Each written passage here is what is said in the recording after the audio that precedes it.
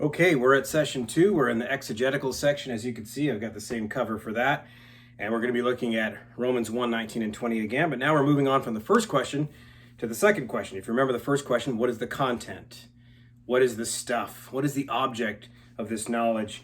Now we're going to hopefully cover question 2 and 3. 2 is super simple and not incredibly controversial. So we'll hit that first. And that is who all is included in this knowledge. Who all is included in this knowledge? And just to reorient ourselves, those are the passages. The reason I'm including verse 18 here is because that is what's going to tip us off as far as who the thems and the they are. It's mankind or men. Schreiner is one commentator who, I'm going to go the right way this time, who would focus on the fact that a lot of commentators before him and now will notice that it says anthropon and rather than ethne. And so what's the difference? Well, maybe this is not about the Gentiles in particular. Maybe this is about everyone, human nature. And of course, in a sense it is, but Paul's being specific with the Gentiles and Jews, and I think Schreiner has this right.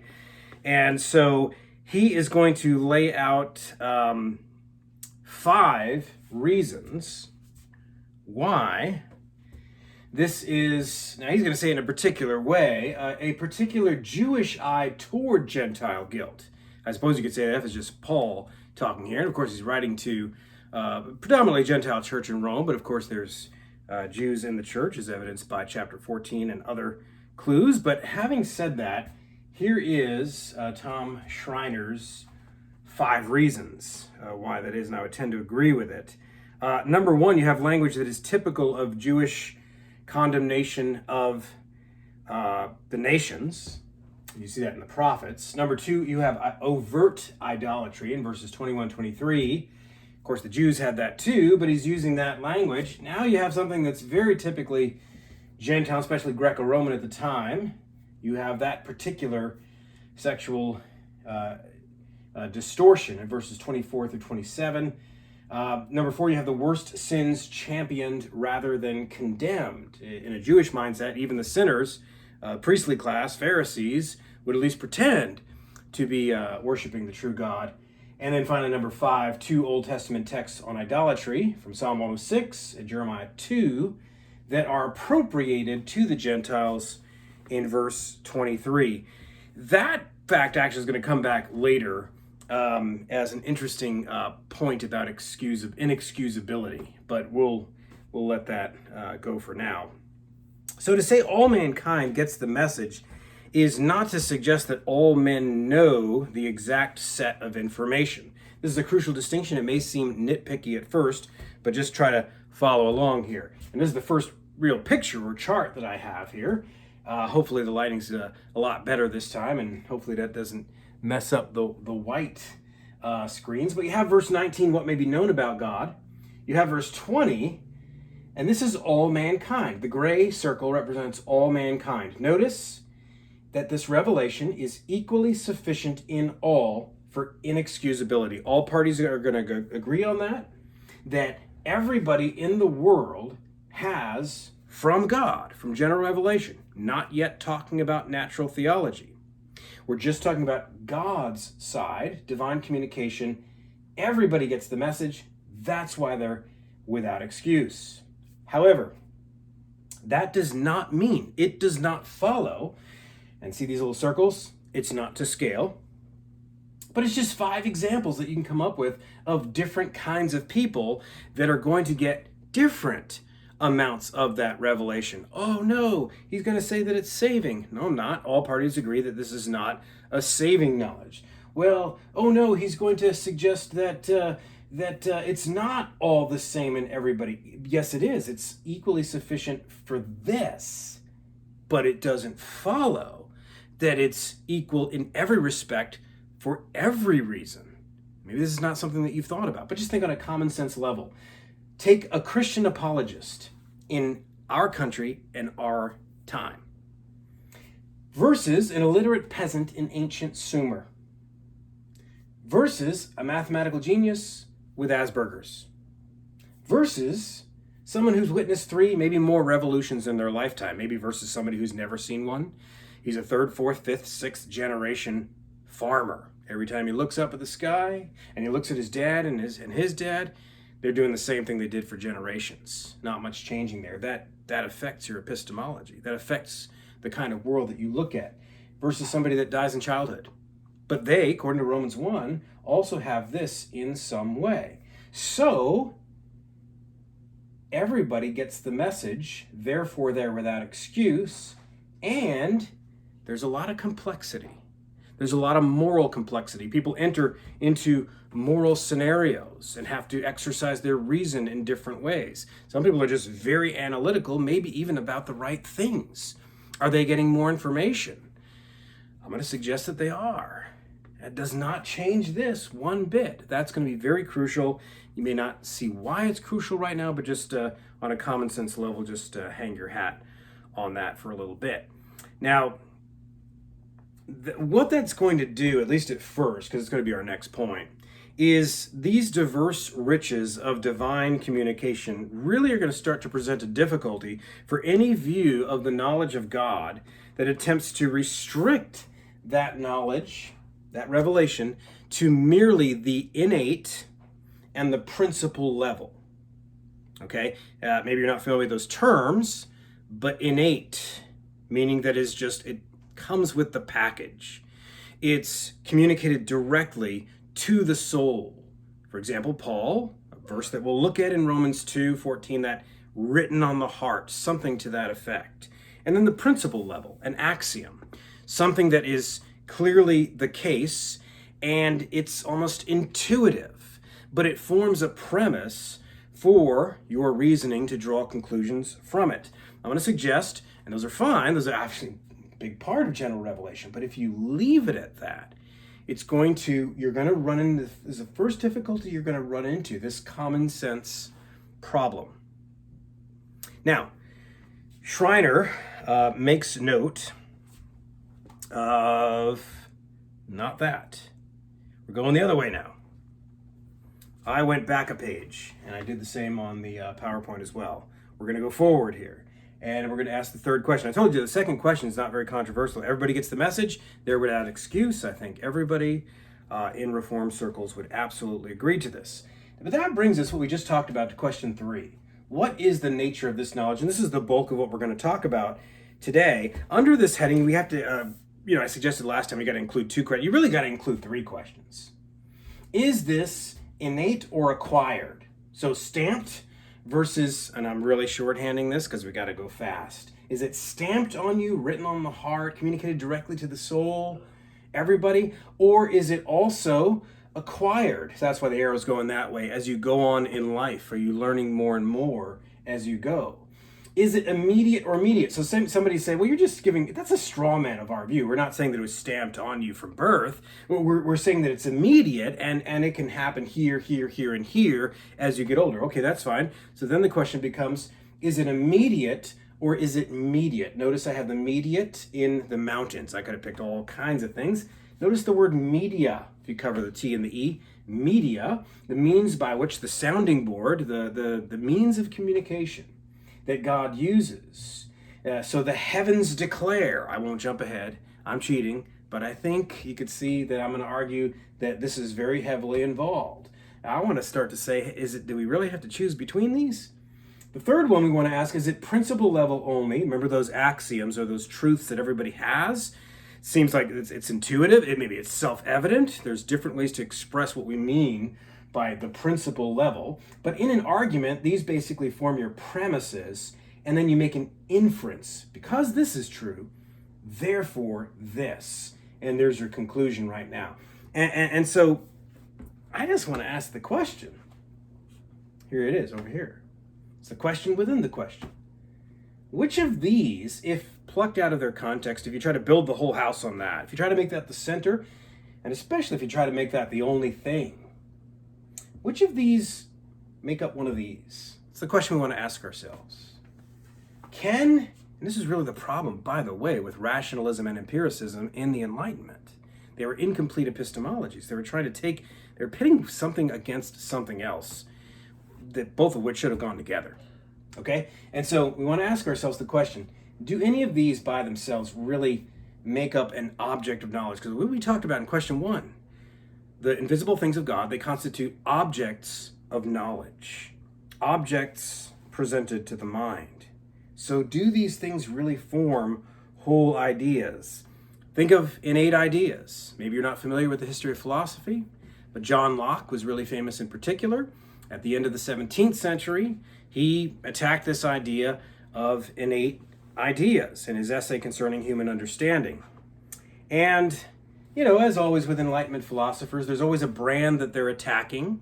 And you have to know that so you don't know, he did away with the Christian argument. People do that with Hume or with Kant, when in reality they were attacking a version that really either had nothing to do with Augustine or Aquinas or Anselm, or was a straw man, a caricature of what people think that they were attacking. But at any rate, Locke did, and I think you can at least agree with him this much. We're not going to agree with him about his empiricism and how ideas form and all those different things to every extent, but we can at least agree with him that innate ideas, what's the basic problem with them?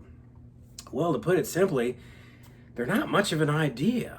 I mean, think about it. I don't think any of us would want to say that a baby or even a toddler or even a small child, you can maybe do that with a small child, but certainly an infant, if you say, well, they have innate ideas, and these are the means by which God communicates general revelation to human beings. Really? So an infant has an idea of God, or of even a moral truth, or of the laws of logic? Well, not those.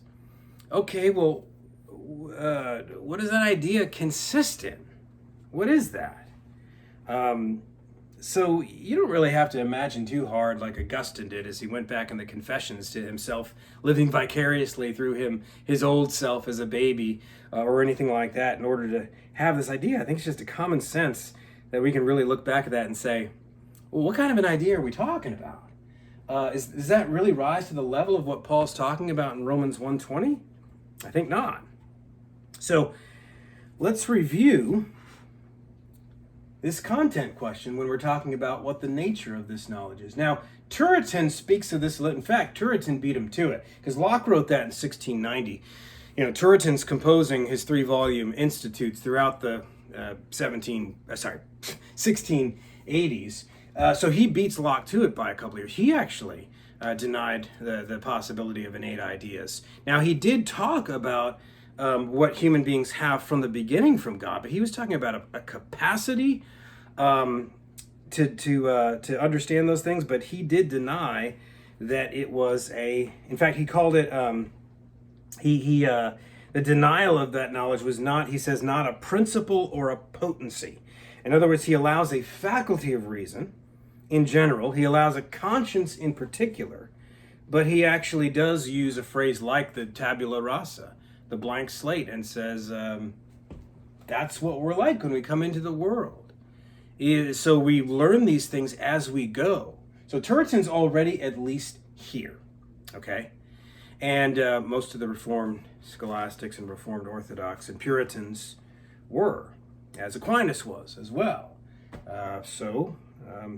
That's interesting. Now, Turretin says a lot of other things that are interesting, some of which we'll get to later, but that's his contribution there.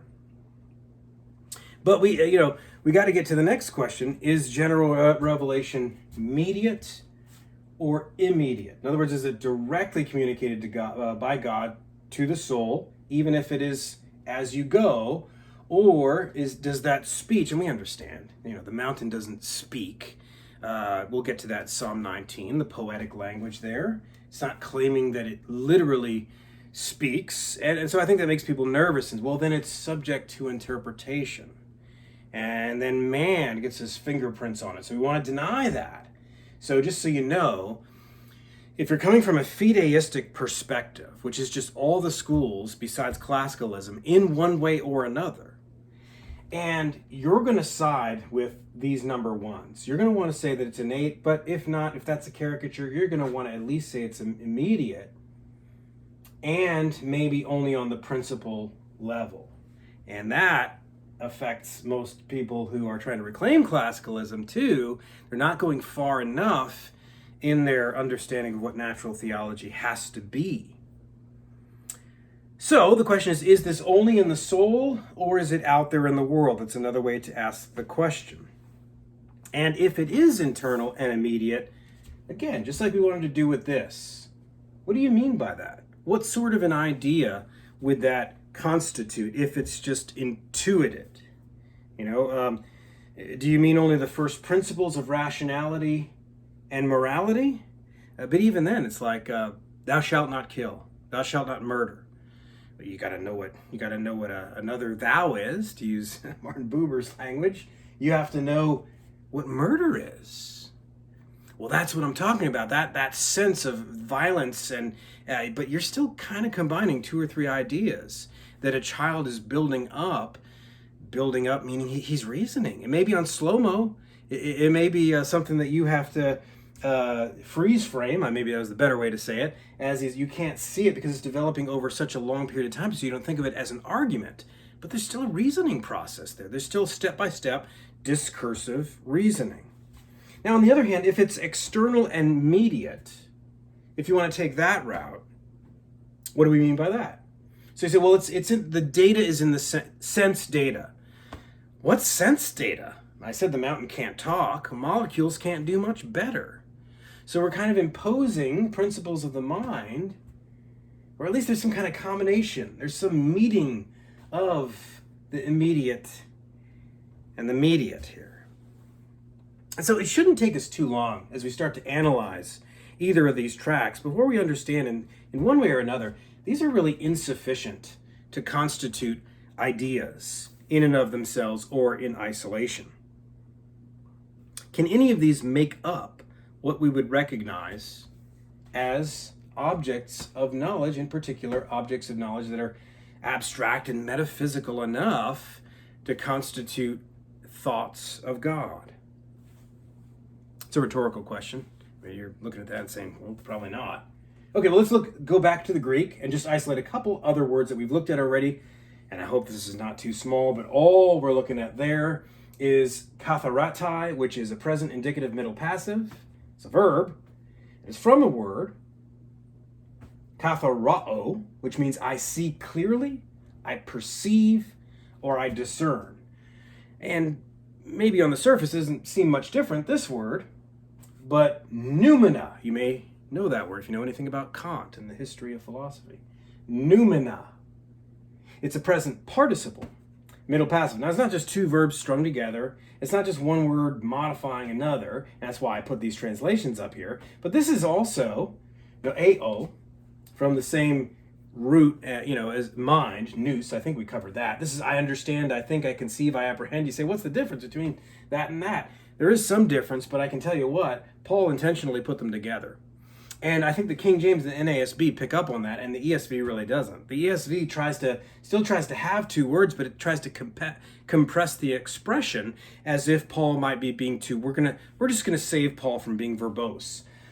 Don't do that, because the King James and the NASB really only differing in tense or aspect here, in terms of how they bring that forward. But you see that clearly seen, being understood. NASB, having been clearly perceived, being understood. You want to have that. You want to have that participle there.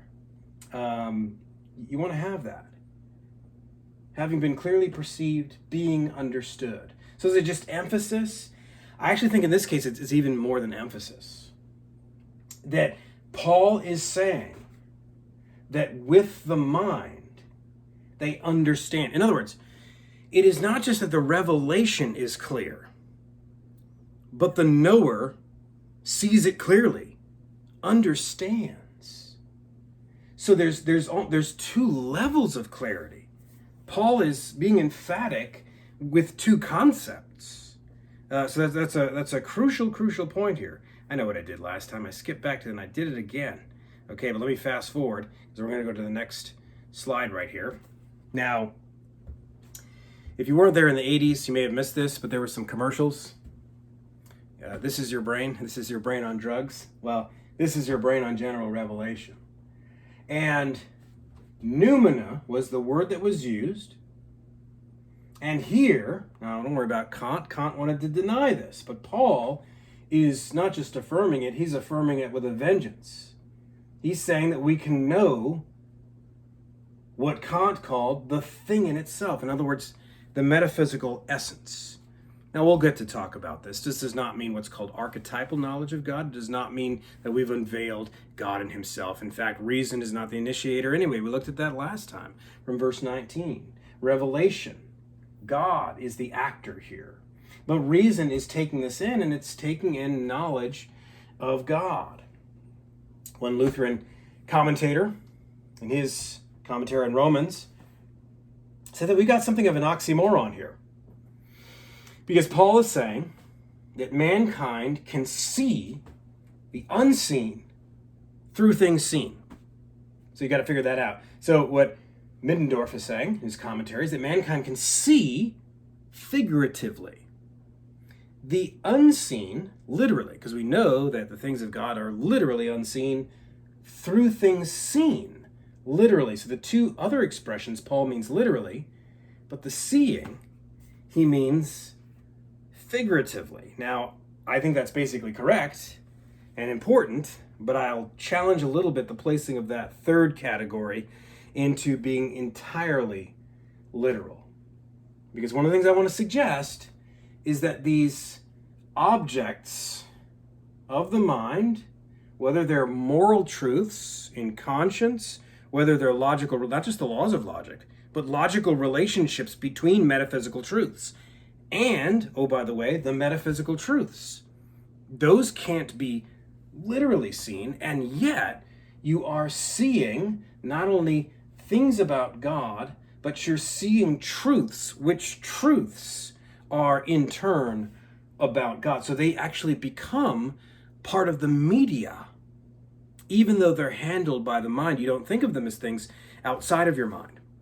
One of the things I want to suggest we bring back is an objective view of truth, where these all objects of the mind are first external to your mind, even of invisible things. That is going to be crucially important to catch as we go forward. Now let's fast forward a little bit here. Kant, don't care about him. He's wrong. Paul is right. So we move on to the next slide. Hopefully you get the idea there. So what do? All of those ideas in isolation, those means of attaining this knowledge, they weren't sufficient. None of them really by themselves constituted much of an idea, much less an idea of God. So do we just fall back on Locke's empiricism? Well, I have a picture here of a puzzle, and that's kind of the way I see bare, bald empiricism, or really most thinking in the modern world, is just scattered. It's just these disjointed pieces versus a unified picture of the world where the pieces go together. Of course, we call that a box top. If you're doing the puzzle, you look at the box top for the picture, and God has revealed the box top. Now, we're not anywhere near right now the question of the relationship between nature and Scripture. So don't butt in at this point and say, but the Bible is the box top. Yes, I know. But we're not there yet. And so what we're suggesting here is that coherent, and that's all that means to stand for here, coherent communication from God comes through. And we have all these blips, sense data, or these confused ideas that are out there. And so Paul tells us what we're left with. We're not left with either a bare rationalism or a bare empiricism. Fallen man won't look at the box top. He looks away in horror at the box top. Every time he sees two or three pieces going together and he sees a tree, he throws it down in disgust. It reminds him of the coherent picture. We agree with that. We see what sinful man does with it. Nevertheless, he wouldn't do that so violently if he didn't see. And we saw a little bit of that last time. He sees the patterns. He sees small pictures coming together. The pieces are recognized.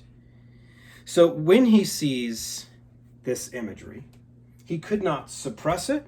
He could not exchange it. All the things Paul talks about around that verse, unless his knowledge was real, of that approximates the box top to one degree or another. So Paul is saying that he understood. Being understood means that man did not just get doinked on the side of the head with one puzzle piece after another like an animal or some another inanimate object was getting hit with the pieces. But he is replicating these in his mind, if only for a second, and then he chases it away. But he understood. He thought thoughts. His reason reasoned. He could not work so hard at that suppression in verse 18 if he did not. At any rate, do the majority of the great commentators and theologians at least see the mediate and the immediate communication working together? And I'm going to suggest that they do. They'll come at it from different angles, some emphasizing sides that I wouldn't emphasize. My formatting messed up. Hopefully I didn't do that to pictures after. But anyway, Robert Haldane, I quoted him before in his epistle to the Romans. He seems to place a bit of a chasm between the objective revelation and the subjective reception of it. He says, this respects the clearness of the evidence of the object in itself. For it is not an obscure or ambiguous revelation. It is a manifestation which renders the thing certain. For the apostle is referring here only to the external object, as appears by the following verse, and not to the actual knowledge which men had of it, of which he does not speak till the 21st verse. So you see what Haldane's doing. He's distancing that objective knowledge a little bit. So he wanted to say it was clear before, he wanted to say it was things about God, so we agreed with Haldane there. Here he seems to want to distance, he wants to separate man's replicating of it versus God's communication of it. Hodge seems to have embraced both sides. He says, it is not of a mere external revelation of which the apostle is speaking, but of that evidence of the being and perfections of God which every man has in the constitution of his own nature, and in virtue of which he is competent to apprehend the manifestations of God in his works. So Hodge kind of takes the other side. He gets both in there healthily, unlike Haldane, but he wants to emphasize the more immediate side, even though he takes in both the mediate and the immediate. Well, Murray takes in both, but from the other side. He wants to stress, a little bit closer to what I want to stress here, he wants to stress the media. Okay, so here's what Murray says. He allows that this knowledge is manifest unto them and in them, but he wants to guard against reducing this. I don't have this up there, but Murray wants to guard against reducing this to something akin to that knowledge that's inscribed on the heart in chapter 2, verse 14 and 15. And Murray has some good things to say about that. Murray wants to say this is not just this sort of, certainly not innate or intuited thing going on here. We have to make way for that revelation of knowledge external to man. And it's because we are rational beings that it's also internal to us. And so, on the one hand, Murray says, the things that are made are obviously the created things which are observable to our senses. On the other hand, he says, what is sensuously imperceptible is nevertheless clearly apprehended in mental conception. Murray seems to consciously wanting to reverse Kant when he says, phenomena disclose the noumena of God's transcendent perfection and specific divinity. If you don't know anything about Kant, wait till a later chapter. Don't worry about it right now. Hendrickson, in his commentary, William Hendrickson, simply describes the medium of this revelation as nature, history, and conscience, such that the revelation is in all of these outside. He says, not as if men acting on their own initiative could have discovered God. But then he puts together our first and our third questions about the content and the means of communication. He continues that divine omnipotence is evident in all God's work, and he cites a bunch of verses. So next picture.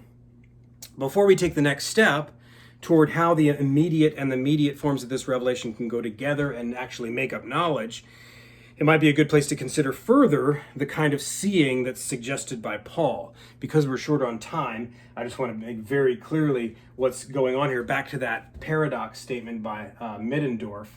This is obviously talking about the mind's eye here. It's not just physical seeing that Paul's talking about, but it's also seeing. Like, hey, mountain, But it's not just that, because your eyes can't even do that. Therefore, permanence, or you could have filled in majesty, could have filled in other words that the mountain makes you think of. Okay, but that's a rational process.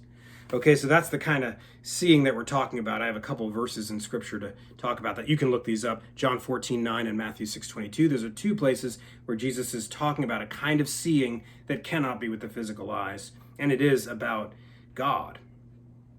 So, you might even say that this seeing and this knowing is both a rational eye and an aesthetic eye. So, for example, John Stott puts it in this way in his commentary. He says, the creation is a visible disclosure of the invisible God, an intelligible disclosure of the otherwise unknown God. Just as artists reveal themselves in what they draw, paint, and sculpt, so the divine artist has revealed himself in his creation. Now, most theologians who are against the classical position, they are against discursive reasoning. There's a lot of stuff we have to go in a certain order here, so we can't define terms until later. But discursive reasoning here, for our purposes, is just going to mean any kind of moving from premises to conclusion. You're using your reasoning, you're reasoning it out. As opposed to, so if you're a fideist at any point, doesn't matter what school you are, if you're not classical, the way that you look at this is, okay, yeah, there's general revelation. But what that means is approved, stamp. I don't want to caricature the view. It doesn't just mean from birth, but certainly intuited. Or there is data, but then that data sort of same thing. There's this immediacy to it. But what's a no-no is this. The moment I move in my mind from one thing to another, that's not what Paul's talking about anymore. You can't use Paul's words to talk about that. You can't move from all we see is in motion, but nothing moves itself. It must be moved by another. But there must be a first in that series. And you recognize that that's a no-no. That's not what Paul's talking about. And so some commentators will go to great lengths, if they're coming from that school, to say that that's not what's going on. And I have an interesting example of that I'll just skip for time's sake. But here's what matters. When we do this, when we pit one against the other, when we pit this immediacy versus moving with the mind, not the knowledge of God that is gained through intentional acts of reasoning, against that knowledge that's already possessed, is that not an either-or fallacy? Is that not a false dilemma? Knowledge of God is knowledge of God. Wherever it exists, it functions as a ground for guilt. If it increases your guilt via discursive reasoning, then it intensifies that guilt. But who would ever suppose that the increase of that knowledge through acts of reasoning somehow undermines that knowledge that's already possessed? But that's the sneaking suspicion that's there in many, many commentators and theologians who are not coming from a classical perspective. Typical of this either or, I have had that picture up before you recognize it. Here's a statement from Thomas Schreiner's commentary on Romans. We agreed with him before on something, but let me show you what is typical of this either or fallacy. I've got to go quick. Schreiner says, neither is Paul suggesting that knowledge of God's existence and power is the result of careful deduction and reason. He should have stopped there. We would have agreed with him. In other words, Paul is telling us that everybody gets the message, whether or not you construct arguments after. We would agree with that. That's fine. He doesn't stop there. He keeps going. His next words, so that the text can be used to encourage sophisticated argumentation as an apologetic for God's existence. If he would have stopped there, he would have been fine. According to Schreiner, there's a premise and a conclusion. Premise, since this knowledge of God requires, and I'm not picking on Schreiner because I see this everywhere, since the knowledge of God requires no sophisticated argumentation, therefore this knowledge ought not encourage any. Schreiner's not saying you shouldn't do apologetics. I'm not saying that that's what he's saying. I'm saying he's saying that that's what Paul's saying, that Paul's words can't be used to support natural theological arguments. But doesn't that assume that the only purpose of natural theological arguments would be to establish? And so we come to a last slide, because here's what's really going on. When the critic of the classical view hears the classical view speaking about the use of natural theology in relation to that inexcusability, there with that excuse, here's what they hear. Natural theological arguments bear the burden of establishing man's inexcusability. That's why we're having arguments with unbelievers. We're trying to lead him to water, the water that Paul says is already there. Therefore, we're putting God in the dock, we're putting reason at the bench, and all faith and theology is made dependent on our verdict. You've heard of it all before. And it's not just presuppositionalists, it's guys from the Reformed epistemology school. Well, that's not what's going on at all. Here's what's actually implied. Natural theological arguments intensify an inexcusability that is already present without them. We are agreed. So you might say to that, okay, fine, but then why do natural theology? Great question. Glad to have you on board. Stay tuned, because there's a lot.